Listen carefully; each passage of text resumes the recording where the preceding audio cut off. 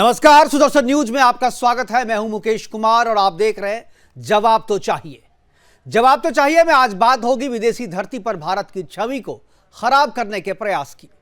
कभी राहुल गांधी लंदन में भारत के लोकतंत्र की रक्षा के लिए विदेशी ताकतों से हस्तक्षेप करने की बात करते हैं, तो कभी मणिशंकर अय्यर जैसे उनके नेता पाकिस्तान जाकर मोदी सरकार के खिलाफ मदद मांगते हैं।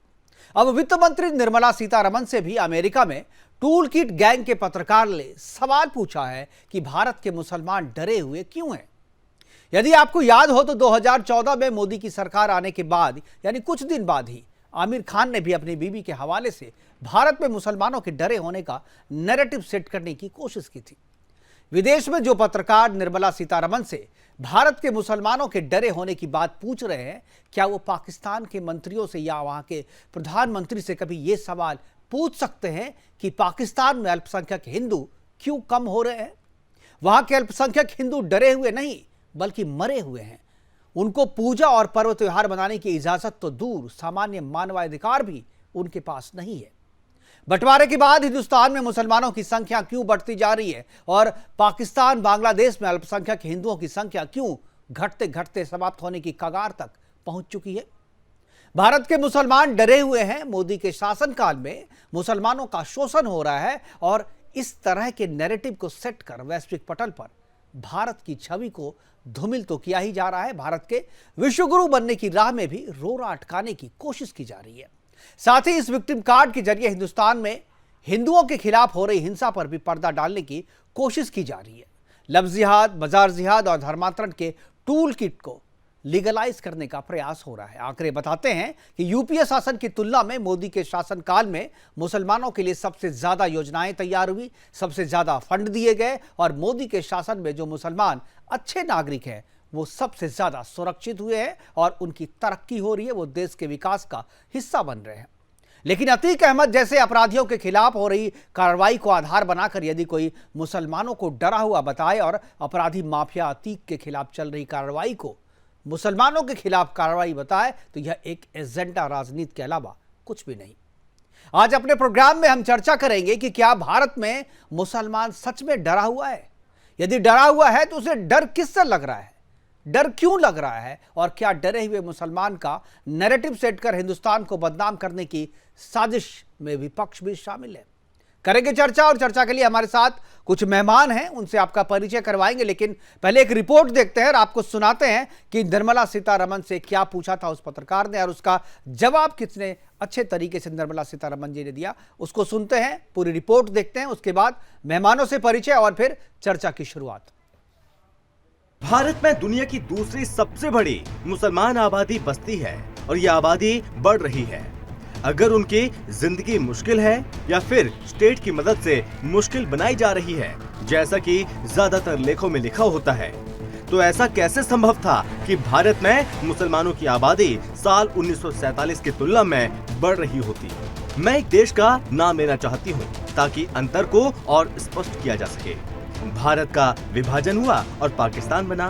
पाकिस्तान ने खुद को इस्लामिक देश के रूप में घोषित किया, लेकिन ये भी कहा गया कि अल्पसंख्यकों को पूरी सुरक्षा दी जाएगी। लेकिन वहाँ अल्पसंख्यक समुदाय का वजूद मिटाया जा रहा है, जबकि भारत में मुसलमान तरक्की कर रहे हैं। भारत के वित्त मंत्री निर्मला सीतारमण ने अमेरिका में ये बयान दिया है। वित्त मंत्री का ये बयान एक तमाचा है उन लोगों के मुंह पर जो मुसलमानों को लेकर भारत के बारे में नकारात्मक धारणा फैलाते हैं।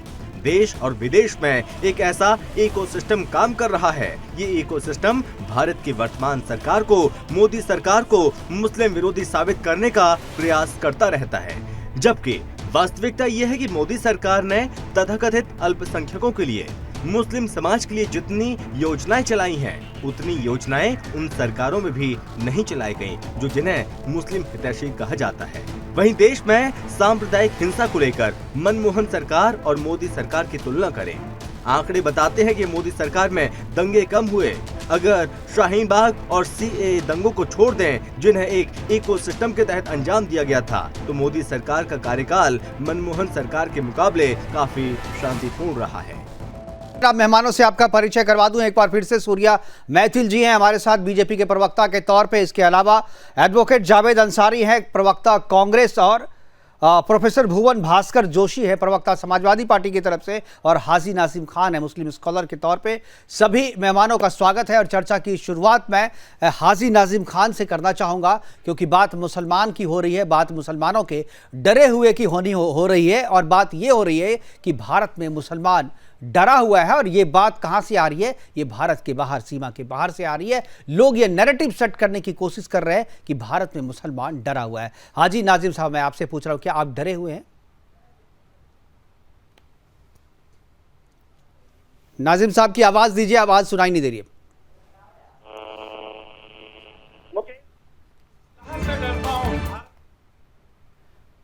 हाजिम साहब, आपकी आवाज मेरे तक नहीं पहुंच रही है। हाँ जी मुकेश जी, हाँ आवाज आ रही है आपको? जी बिल्कुल आ रही है, बोलिए। मुकेश जी देखिए, भारत का मुसलमान सिर्फ और सिर्फ अल्लाह से डरता है और भारत के संविधान को मानता है, और यहाँ डरने वाली बात कोई नहीं है। लेकिन जिस तरीके से भारत के अंदर जो मुसलमानों की दयनीय स्थिति हो रही है, मैं थोड़ा सा इस पे ही खुलासा करना चाहता हूँ जी। मोदी के मनमोहन सिंह जी की सरकार हुआ करती थी, तत्कालीन प्रधानमंत्री हुआ करते थे, जिन्होंने सच्चर कमेटी की रिपोर्ट लागू के लिए एक कमीशन रिपोर्ट करी थी। लेकिन उस रिपोर्ट के अंदर जस्टिस राजेंद्र सच्चर द्वारा तैयार की गई भारत की मुस्लिम सभ्यता के सामाजिक, आर्थिक और शैक्षिक स्थिति की 10 प्रमुख सिफारिशें इस प्रकार है। नंबर 1, शिक्षा सुविधा। 14 वर्ष तक के बच्चों को मुफ्त और उच्च गुणवत्ता वाली शिक्षा उपलब्ध कराना, मुस्लिम बहुल क्षेत्रों में सरकारी स्कूल खोलना, स्कॉलरशिप देना, मदरसों को आधुनिकीकरण करना, रोजगार में मुसलमानों का हिस्सा बढ़ाना, मदरसों को हायर सेकेंडरी स्कूल बोर्ड से जोड़ने की व्यवस्था बनाना। नंबर 3, ऋण सुविधा। प्राथमिकता वाले क्षेत्रों के मुसलमानों को ऋण सुविधा उपलब्ध कराना और प्रोत्साहन देना, मुस्लिम बहुल क्षेत्रों में और बैंक शाखाएं खोलना, महिलाओं के लिए सूक्ष्म वित्त को प्रोत्साहित करना आदि। नंबर 4, कौशल विकास। मुस्लिम बहुल क्षेत्रों में कौशल विकास के लिए सर, ये सच्चर कमेटी की बातें सबको याद है, सबको पता है, और ये सारी चीजें एक बताइए। 14 मुकेश जी पूरी बात सुननी थी। सच्चर कमेटी की रिपोर्ट में ये कहा गया कि मुस्लिम के हालात दलित से भी बदतर हालात है। तो ये बताइए मुसलमानों के लिए 1945 से 2023 तक की आज की सरकार ने क्या किया जो मुसलमान के हालात दलित से भी ज्यादा बदतर है? तो मुकेश जी, इस पर गौर फिक्र करने की बात है। 1947 में हमें कितनी नौकरियां मिलती थी और आज हमारा नौकरियों में क्या वकार है? देखिए, सवाल तो ये भी है ना नाजिम साहब, 47 में तो सच्चर कमेटी थी नहीं, और आपके जो रहनुमा थे उन्होंने जो मांगा उनको दे दिया गया। आपके जो रहनुमा थे वो मांग रहे थे अलग देश, उनको दे दिया गया, लेकिन वो आपको छोड़ के चले गए। तो इसमें यहाँ के लोगों की क्या गलती है? मेरे अपने बुजुर्गों ने भारत को चुना, गांधी जी के देश को चुना, बाबा भीमराव अंबेडकर साहब के संविधान को चुना। लेकिन जिसको अभी भी, लेकिन यहाँ के लोग जो अभी भी उसको रहनुमा मान रहे हैं, अभी भी मान रहे हैं ना। आप जिन्ना को तो अभी भी रहनुमा मानते हैं लोग? नहीं मुकेश जी, देखिए, हमारा रहनुमा कोई नहीं है। हमारा रहनुमा, हम सिर्फ ये कहते हैं हमारे बुजुर्गों ने गांधी जी को चुना। अरे गांधी जी को चुना तो अलीगढ़ मुस्लिम यूनिवर्सिटी में जिन्ना की तस्वीर क्यों नहीं हटाते हैं? क्यों हटाने का विरोध नहीं करते? नहीं, आप लोग हटाना नहीं लेते। सारे लोग, आपके सारे जो मुसलमान भाई जिसको कहते हैं, वो अलीगढ़ मुस्लिम यूनिवर्सिटी में जिन्ना का फोटो लगा के रखे हैं और हटाने नहीं दे रहे उसे। क्या बात कर रहे हो आप? तो आपको चले जाना चाहिए था ना। जिन्ना ने जो पाकिस्तान बनाया था वहां जाते आप, सच्चर कमेटी लागू करते पहले से वहां पे। चलो ठीक है, आप डरे हुए नहीं है ना? आपको डर तो नहीं लग रहा है ना? आप ये बताइए, आप डरे नहीं? डरे हुए हैं? भारत के मुसलमानों को इससे ज्यादा और क्या डराया जाएगा? जुनैद नासिर को जिंदा बोलेरो को अंदर चला दिया। अभी तो आप बोले हम नहीं डरते हैं, अब फिर आप बोलने डर रहे हैं। सुनिए, मैंने क्या कहा? भारत का मुसलमान सिर्फ अल्लाह से डरता है। भारत का मुसलमान सिर्फ अल्लाह से डरता है। लेकिन मैंने कहा कि डरना भी चाहिए, कोई बात नहीं, डरना चाहिए। भगवान से सबको डर लगता है। नासिर के रूप में डरा दिया जाता है। ये बताइए, जिंदा जला दिया जाए तो क्या है? उसके बारे में कोई नहीं कहेगा। लेकिन जिस तरीके से भारत के अंदर मुसलमानों की स्थिति कर दी गई है, ये बहुत ही गौर फिक्र करने की बात है। भारत सरकार को इस बारे में सोचना चाहिए जो देश के वजीर आजम ये कहते थे कि सबका साथ सबका विकास, लेकिन मुसलमानों का कोई नहीं साथ हुआ ना विकास हुआ। क्या बात कह रहे हैं? भारत में जितनी भी योजनाएं बनी मुसलमान को अलग थोड़ी रखा गया। आप लोग गलत बात कर रहे हैं। इतना सब कुछ किया सरकार ने आपके लिए, इतना सब कुछ किया सरकार ने। क्या उज्ज्वला योजना में मुसलमानों को लाभ नहीं मिला? नहीं, क्या बैंक खाते जो खोले गए मुसलमानों के खाते नहीं खुले? क्या बात कर रहे हैं आप हाजी साहब? भारत सरकार ने जितनी भी योजनाएं बनाई उसमें कोई भेदभाव नहीं है, वो सबके लिए है। आप कोई भी योजना उठा करके पार्टिकुलर अगर कोई प्रॉब्लम है तो वो बताइए। मुकेश जी, अगर मुसलमानों को मिली है तो हिंदू भाइयों को भी मिली है। बिल्कुल मिली है और मिलनी भी चाहिए ना, वो सबके लिए। मैं ये कह रहा हूँ कि भारत के अंदर मुसलमानों के साथ क्या क्या हो रहा है इसके बारे में बात नहीं करेंगे। आप जय श्री राम के नाम पर एक मुसलमान की मॉब लिंचिंग भी कर देते, उसके बारे में बात नहीं करेंगे। लेकिन भारत के अंदर जुनैद नासिर को जिंदा बलेरो के अंदर, अरे उसके बारे में जो कानून कर दे, देखिए घटनाएं बहुत होती है, घटनाएं रोज हो रही हैं, घटनाएं रोज। उस तरह की घटना की बात नहीं करें, फिर कश्मीर तक जाएगी बात फिर कश्मीर तक जाएगी। हाजी नाजिम, बात कश्मीर तक चली जाएगी। आप शांत रहें। इस पे जो कानून को जो करना है वो कर रहा है, कोई उसमें इंटरफेयर नहीं कर रहा है। निष्पक्ष जांच चल रही है, जो दोषी होंगे उसके खिलाफ कार्रवाई होगी। मैं जावेद अंसारी जी के पास जाना चाहूंगा। ठीक है, दोषियों को तो छोड़ दिया जाता है। ठीक है, दोषियों को कोई छोड़ा आपके लिए कोर्ट है ना, दोषियों को छोड़ता है कोर्ट में जाइए, कोर्ट है ना, कोर्ट पे यकीन है ना, सुप्रीम कोर्ट पे यकीन है ना, कोई उसको अपने तरीके से काम कर रहा है। भारत में लोकतंत्र बहुत मजबूत है, सभी संस्थाएं अलग अलग अपने तरीके से काम कर रही है, कोई किसी में हस्तक्षेप नहीं कर रहा है। अगर आपको सरकार के डिसीजन में आपको लग रहा है कि कुछ गलत है तो आप कोर्ट जा सकते हैं, लेकिन अभी तक कोई कोर्ट गए नहीं आप लोग। अंसारी साहब, जावेद अंसारी साहब, क्या आपको भी लगता है कि भारत में डरा हुआ है मुसलमान और डरा रही है सरकार? अंसारी साहब, आवाज आ रही है? अंसारी साहब की आवाज जरा दीजिए, आवाज मुझे सुनाई नहीं दे रही है।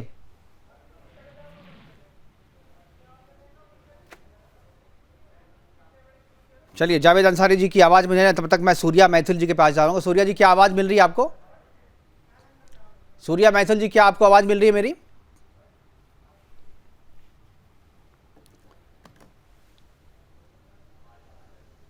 सूर्या जी, की आवाज मिल रही है आपको?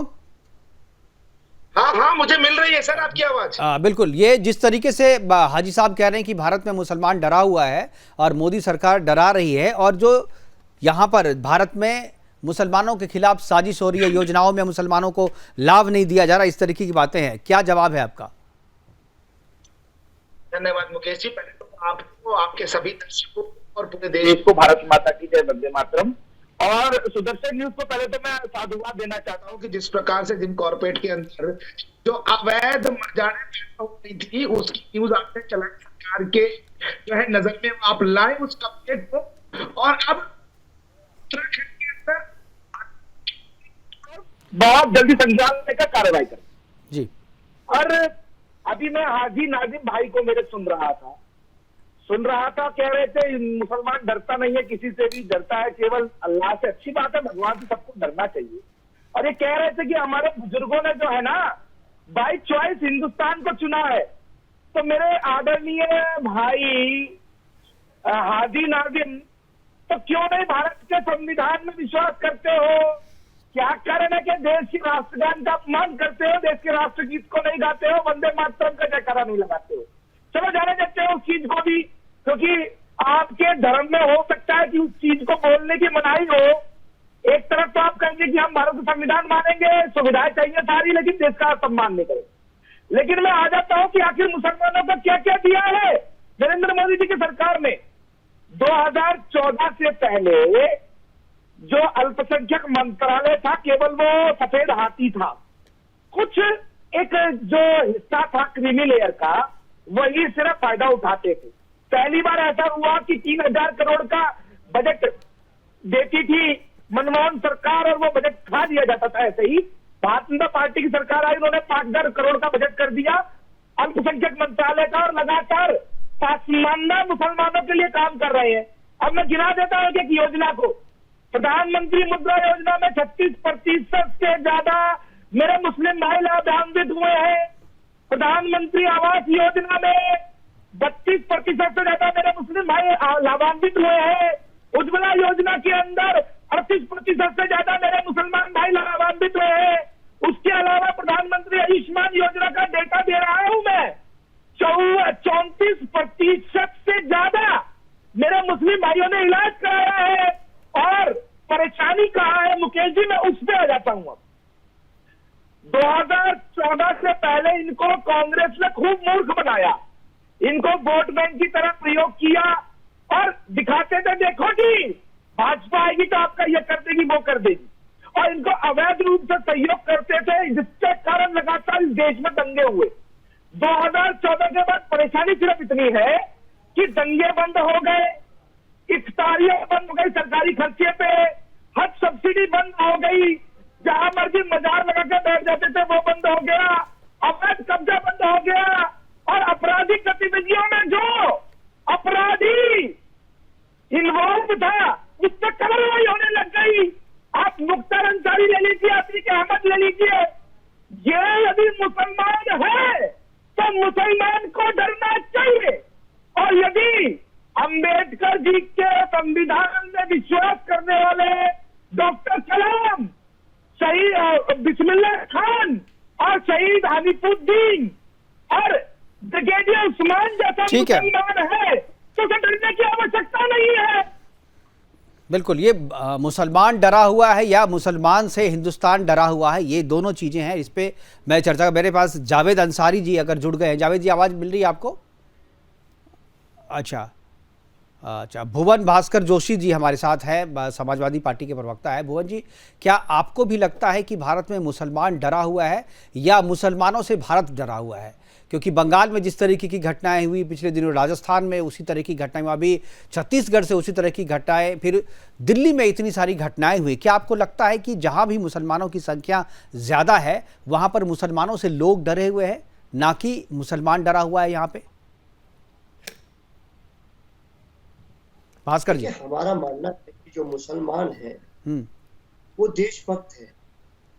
उसकी देशभक्ति पे संदेह करके हमें याद आते हैं अब्दुल हक, मौलाना अब्दुल हक, हमारे महान व्यक्ति याद आते हैं हमें। तो देशभक्ति पर उनकी शक करना मेरे को लगता है सूर्य को दीपक दिखाने के बराबर है। मैं आना चाहता हूं आज की आपकी चर्चा के विषय में, जो चर्चा आपने चलाने का काम करा।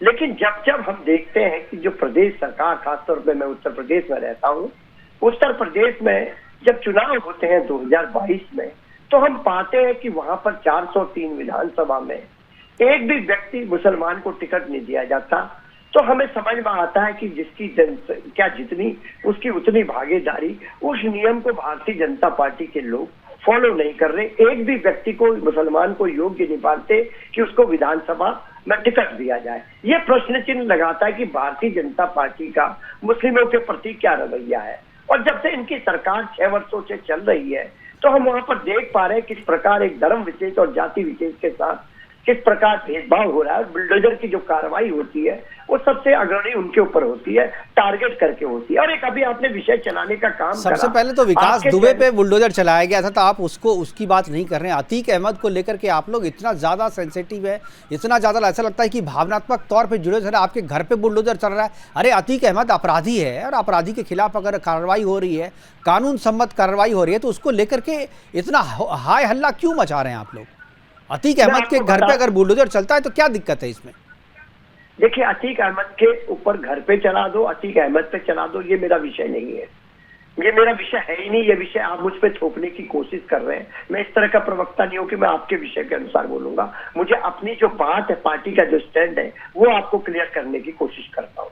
मैं आपको बताना चाहता हूँ अतीक अहमद पे बुलडोजर न चले, ये सरकार का विषय है। हमारा विषय ये है कि आज जो उत्तर प्रदेश की सरकार विफल है, 1 माह से ऊपर हो गया, अपराधी खुलेआम घूम रहे हैं। और जब ये अपराध हुआ तो दिन दहाड़े हुआ और भारतीय जनता पार्टी की सरकार में हुआ। इसके लिए आप समाजवादी पार्टी को दोषी नहीं पाते। मैं आपको एक और बात बताना चाहता हूँ। जो विषय आपने कहा जिन्ना के लिए हमारे जो मुस्लिम साथी हैं यहाँ पर, आपने कहा, मुझे बड़ा दुख हुआ। एक भारतीय जनता पार्टी के राष्ट्रीय अध्यक्ष हुआ करते थे, जिन्हें कि आजकल बर्फ के नीचे लगाने का काम कर रखा है, माननीय लालकृष्ण आडवाणी जी। वो जिन्ना की मजार में गए थे, आपको अच्छे से याद होगा, जिन्ना को नमस्कार करने। और हमारे माननीय प्रधानमंत्री मोदी जी बिन बुलाए पाकिस्तान गए थे बिरयानी खाने के लिए। तो इस तरह की बातें आप मुस्लिमों के लिए आप करते उनकी हैं तो पार्टी मुझे की बात लगता को है- इस सब्जेक्ट से क्यों हो, उनके पार्टी का अलग मसला है, हम उस पर चर्चा नहीं कर रहे हैं। आप जो कह रहे हैं कि एक भी टिकट नहीं मुसलमानों को दिया, मुसलमानों को टिकट देना ही क्या मुसलमानों का कल्याण करना है? अब मैं इसका आप जवाब ये दूंगा। बताइए ना कि जितनी भी योजनाएं सरकार बना रही है, क्या उसमें मुसलमानों को नजरअंदाज किया जा रहा है? क्या यूपीए के शासनकाल में मुसलमानों की जितनी तरक्की हुई थी, क्या उससे कम तरक्की हो रही है मोदी की सरकार में? क्या मोदी सरकार जानबूझ करके योजनाएं मुसलमानों के खिलाफ बना रही है? जिस तरीके का नैरेटिव आप लोगों की मदद से विदेशों में भारत के खिलाफ बनाया जा रहा है और विदेशों में भारत की छवि को खराब करने की कोशिश की जा रही है, ये तो राष्ट्रद्रोह है। आप भारत की छवि को भारत में खराब करें, आप देश में लड़िए ना, आपस में लड़िए, आप एक दूसरे का विरोध कीजिए, राजनीतिक विरोध कीजिए, लेकिन जब बाहर जाते हैं तो वहां तो एकता दिखाइए। देखिए, निश्चित तौर पे जो आपने दूसरा पक्ष रखा, लेकिन उसके साथ साथ हमको याद आता है भाषण माननीय प्रधानमंत्री जी का चाइना में, यूरोप में, सियोल में, और मेरे पे रिकॉर्डिंग रखी है। मैं कानून का विद्यार्थी हूँ, कानून के हिसाब से बोलूंगा। पत्रकार साहब, धीरे धीरे हम रूबरू होंगे एक दूसरे से। मैं आपको रिकॉर्डिंग भेज दूंगा। बिल्कुल, मैथिल जी मैं आऊंगा, मैथिल जी मैं आऊंगा आपके पास, मैथिल जी मैं आ जाऊंगा आपके पास, इनको खत्म करने दीजिए। जी जी जी, भास्कर जी पहले आप बोलिए। बिल्कुल इंटरफेयर कोई किसी में नहीं करेगा, आप बोलिए जी। बहुत अच्छे से बहस होगी। इनके साथ मेरा पहले भी अनुभव है। मैं कह रहा हूँ, मेरे को बोल दीजिए, आप जब बोले मैं चुपचाप सुनता रहा। जी। अब आपको बताना चाहता हूँ, माननीय प्रधानमंत्री जी ने क्या कहा था, मैं आपको बताना चाहता हूँ। माननीय प्रधानमंत्री जी ने कहा कि 2014 से पहले कोई जो भारतवासी थे, ये समझते हम कहाँ कैसे पैदा हो गए। मेरे पास रिकॉर्डिंग है, मैं आपके चैनल में भी भिजवा रहा हूँ। उसके बाद मैं ऐसे आरोप किसी पर नहीं लगाने का काम करता। और मैं आपको कहना चाहता हूँ, कानून का विद्यार्थी होने के कारण मैं कहना चाहता हूँ, जो आप कह रहे कि विधायक का टिकट देना कोई विषय नहीं है, विषय है वो। आप कह रहे सत्ता में जो भागीदारी होती है वो समाज का प्रतिनिधित्व होती है, ताकि वो सदन में उसकी आवाज को उठाने का काम कर सके। निश्चित तौर पे भारतीय जनता पार्टी नहीं चाहती कि अल्पसंख्यक समाज की आवाज सदन में सुनाई दे, इसलिए 403 विधानसभा में से एक विधायक को टिकट देने का काम नहीं करे। और मैं निश्चित तौर पर विधायकों के टिकट जिनको दिए हैं उनकी योग्यता या तो वो जेल में। अरे सूर्या जी प्लीज बीच में मत बोलिए, मैं दूंगा पूरा समय आपके पास, ये पूरा खत्म कर लेंगे, मैं आपके पास आ जाऊंगा। हाँ बोलिए जोशी जी। मैं तो सूर्या जी के साथ बहुत पुराना अनुभव है, ये इनकी आदत में, मैं कभी इनके बीच में नहीं, मेरे से उम्र में छोटे होंगे, कभी इनके बीच में नहीं बोलता। ये जरा शालीनता भी सीख ले आप लोग। मैं आपको बहुत जिम्मेदारी से कहना चाहता हूँ, हम जो लड़ाई को लड़ने का काम कर रहे हैं, हम करें इस देश में जिसका जितना जो भागीदारी है उसका उतना प्रतिनिधित्व। देखिए जोशी जी मेरा सवाल कुछ और था, मुझे लग रहा है ये चर्चा दूसरी तरफ जा रही है। सवाल मेरा ये था कि जो सवाल पूछा गया निर्मला सीतारमण जी से अमेरिका में कि भारत का मुसलमान क्यों डरा हुआ है, क्या आपको भी लगता है कि मुसलमान डरा हुआ है? और किस ऐसी घटना से आपको लगा कि भारत का मुसलमान डरा हुआ है, और वो चीज़ बताइए। और मैं ये कह रहा हूँ कि भारत में मुसलमान डरा हुआ है या भारत में मुसलमान से लोग डरे हुए हैं, दोनों चीज़ें जो है बहुत अंतर ज़्यादा नहीं है। आप बंगाल में जाके देखें तो मुसलमानों से पूरा देश, पूरा बंगाल डर रहा है, पूरे जो हिंदू समाज है वो डर रहा है। राजस्थान में वही हालत है, आपके दिल्ली में शाहीन बाग में चले जाइए वही हाल है, जहांगीरपुरी में वही हाल है, छत्तीसगढ़ के कोबरा में वही हाल है, तो जितनी भी खबर, केरला में वही हाल है, साउथ में तो और भी बुरी स्थिति है। तो मुसलमान डरा हुआ या मुसलमान से देश डरा हुआ है, मैं इस पर सवाल पूछ रहा हूँ। मैं आपको बहुत जिम्मेदारी से कहना चाहता हूँ, ना तो मुसलमान से देश डरता है न मुसलमान डरता। मुसलमान इस देश की जो है ताकत है, वो एक सौहार्द को बनाने का काम करता है, और हिंदू मुस्लिम सिख ईसाई के बिना इस देश का सौहार्द और इस देश का संविधान पूरा नहीं होता, जो संविधान मैंने पढ़ा है। ठीक है, संविधान के हिसाब से चलता तो सब चीज़ ठीक ही है, संविधान गलत कोई किसी को नहीं कर रहा है, संविधान तो बिल्कुल सही है, लेकिन संविधान से चल कौन रहा है? चलिए आपने बोल दिया, मैथिल जी जवाब देंगे। मैथिल जी बोलिए। धन्यवाद। 4 महीने हैं मेरे समाजवादी पार्टी के प्रवक्ता के लिए। बहुत सुनी है हमने आपकी तकरीर मौलाना, मगर बदली नहीं अब तक हमारी तकदीर मौलाना। आप तकरीर तो बहुत देते हैं, लेकिन तकदीरें नहीं बदलते। आप कह रहे थे अभी कि एमएलए का टिकट जिसकी जितनी भागीदारी उतनी उसका जो है देना चाहिए। मैं पूछना चाहता हूँ, डीएसपी जियाउल हक नाम याद है? उसका हत्यारा कौन था? गुलशन यादव। उसको विधानसभा का टिकट किसने दिया? समाजवादी पार्टी ने दिया। अब आ जाते हैं दलित समाज पर। जब 2016 में आपके आजम खान जी, प्रातः स्मरणीय श्रद्धेय माननीय आजम खान जी हज हाउस का उद्घाटन कर रहे थे 2016 में आपकी सरकार जाने से 1 साल पहले। तब उन्होंने क्या कहा था अंबेडकर जी के विषय में? भूमाफिया। आप रिकॉर्डिंग बोलते हैं, इंटरनेट पे जाकर देख लीजिए। ये तो आपका चरित्र है, चाहे चरित्र और चेहरा मैंने सामने रख दिया आपका। अब दूसरी बात पे मैं आ जाता हूं। भारत में मुसलमान डरा हुआ है या भारत से मुसलमान से लोग डर रहे हैं, इसमें ज्यादा फर्क नहीं है। बिल्कुल ठीक कहा मुकेश जी। आप देखिए, जब समाजवादी पार्टी की सरकार थी, कव्वाल गांव में मुजफ्फरनगर के अंदर सुमित और गौरव को चक्की के पाटों में 30 के मारने वाले दंगाई कौन थे, किस धर्म के थे? उनको बचाने के लिए आजम खान का फोन आता है, एक झटके में डीएम और एसपी का ट्रांसफर होता है, नया डीएम और एसपी आता है, उन दंगाई हत्यारों को इमीडिएटली छोड़ देता। फिर मुजफ्फरनगर के दंगे होते हैं, दंगों के अंदर चुन के हिंदुओं पर केस लगाए जाते हैं, और जो दंगाई जिन्होंने हिंदुओं की हत्या की, उन हत्यारों को बुलाकर लखनऊ में यही समाजवादी पार्टी के प्रवक्ता और नेता और मुख्यमंत्री गले में माला डालते हैं। बिल्कुल बिल्कुल, उनका महीना आऊंगा जोशी जी, मैं आपके पास आऊंगा जी। ठीक है। और दूसरी बात सुनिए, जब लखनऊ कांड के आतंकवादियों को छोड़ने की इच्छा अखिलेश यादव जी के हृदय में आती है, वो हाईकोर्ट जाते हैं। हाईकोर्ट कहता है, बेटा दोबारा मत आना, आतंकियों को छोड़ने की हिम्मत अभी तुम्हारे नहीं है, देश का संविधान जिंदा है। तो ये इनकी स्थिति है। ठीक है, ठीक है, आपने बोल लिया। जवाब भी सुन लीजिए। जवाब जोशी जी जवाब दे रहे हैं। जोशी जी देखिए, मुझे भारतीय जनता पार्टी का इतिहास थोड़ा सा याद आता है कि जब आतंकवादियों को raid please Maithil ji please देखिए, आप ये बहस एक दूसरे के साथ बोलेगा, कोई किसी को नहीं सुन पाएगा। दर्शक सुनना चाहते हैं आपको, प्लीज आप इंतजार कीजिए। जी जोशी जी, मैं वापस आऊंगा आपके पास। मैथिल जी मैं वापस आऊंगा। आजम खान से तो बोलो जरा। हाँ ठीक है, ले रहे हैं, जवाब ले रहे हैं, आपकी बात सुन ली। जी बोलिए। मुझे वो घटना याद आती है कि कैसे भारतीय जनता पार्टी के लोग कंधार में रेड कारपेट पे छोड़ के आतंकवादियों को आए थे और एक नई इन्होंने आधारशिला लिखी थी आतंकवादियों को छोड़ने की। मुझे याद आ रहा है कि ये घटना मेरे भाई कहना चाह रहे हैं मुजफ्फरनगर की। अभी आपको पता होगा, सुप्रीम कोर्ट के न्यायालय के आदेश के बाद इनके भारतीय जनता पार्टी के विधायक सैनी की दंगा भड़काने के चक्कर में मुजफ्फरनगर में उनकी सदस्यता चली गई। और इसके साथ साथ आपको बताना चाहता हूं, न केवल सदस्यता चली गई बल्कि भारतीय जनता पार्टी की वो सीट भी खतौली की चली गई। वो हमारी पार्टी और आपने तो वही बात कह दी ना जोशी जी। इसका मतलब सरकार नहीं करवा रही है, सरकार दंगे नहीं करवा रही है। अगर उसका कोई व्यक्ति, उसका कोई विधायक कर रहा है तो सरकार कार्रवाई कर रही है, पार्टी कार्रवाई कर रही है। ये बात तो आप ही ने मान लिया ना। आप ही ने इसका मतलब है कि ये इंडिविजुअल कोई कर रहा है, इसको सरकार इसको संरक्षण नहीं दे रही है। सर यहाँ पर अंतर है। न्यायालय के द्वारा वो विधायक हटाए गए, ना कि सरकार के द्वारा।